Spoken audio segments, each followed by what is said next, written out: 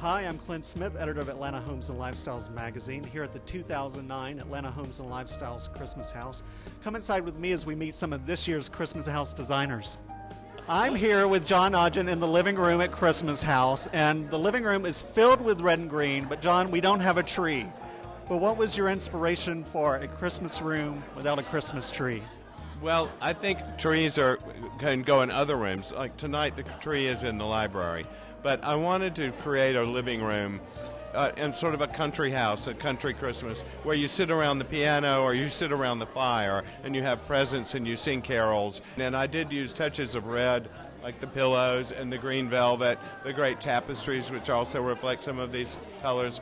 But they're classic colors, too, not just Christmas colors. And so that was the whole inspiration, this sort of country, old-fashioned Christmas. I'm here with Beth Webb and the artist Artelier, which is one of the rooms upstairs at the show house, which is blessed by the most wonderful natural light. Beth, what was your inspiration for this artist Artelier?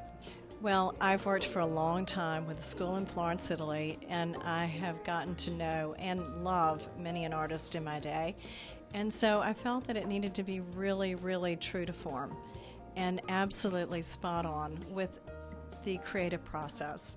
So I brought an art that actually belongs to me, and actually art that is from galleries in New York and South Carolina. And we set it up to be a very inspirational and soulful space. What did you set out? What was your vision for this room? Well, I think that the trick is balancing it all. It's a very traditional space, and we have some great traditional, case goods and upholstery, and we knew we wanted to use modern art. It's just making sure that's balanced properly, and balance can be from light to dark, rough to smooth, the way the colors place around the room. When I walk into this room, I love the palette, the sky blue, the beautiful neutrals.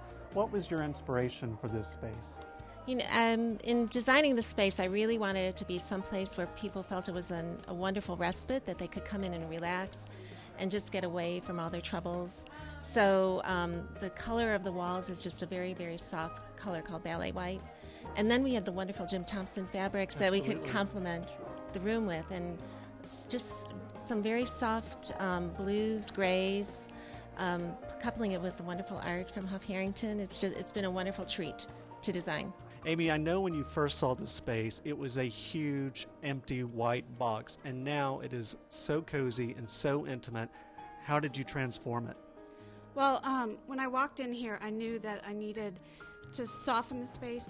The ceilings were very high, and my main goal was finding a bed that I could drape and coordinating the window treatments. To me, scale and balance and proportion is very, very important, and I wanted big pieces of furniture to fill the space. I'm here with Jared Paul in the pool house at Christmas House. Jared, this is one unexpected pool house. We have a camelback sofa, a Queen Anne wingback chair, and shotgun shell Christmas lights on the Christmas tree.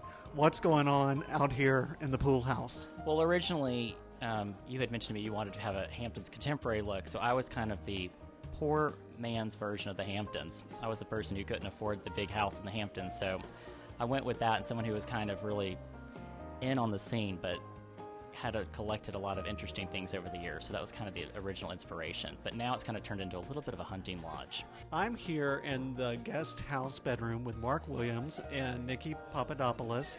Tell me about Rhoda Morgenstern's apartment.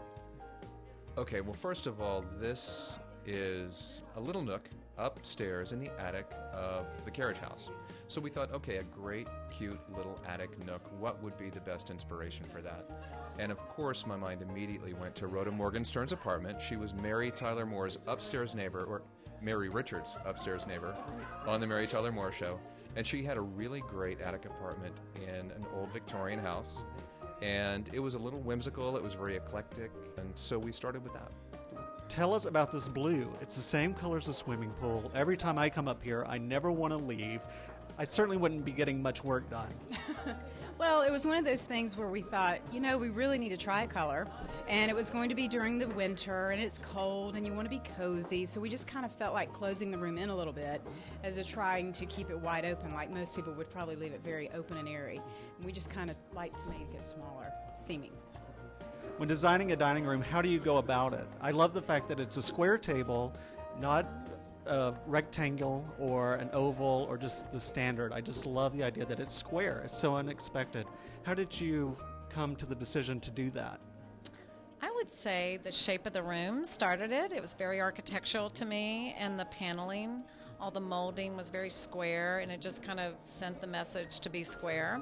And I think probably having a little bit of all of the tables typically are round. I wanted something unusual, and knowing that the plates that I'd chosen from Hermes were round, I just kind of wanted that contrast.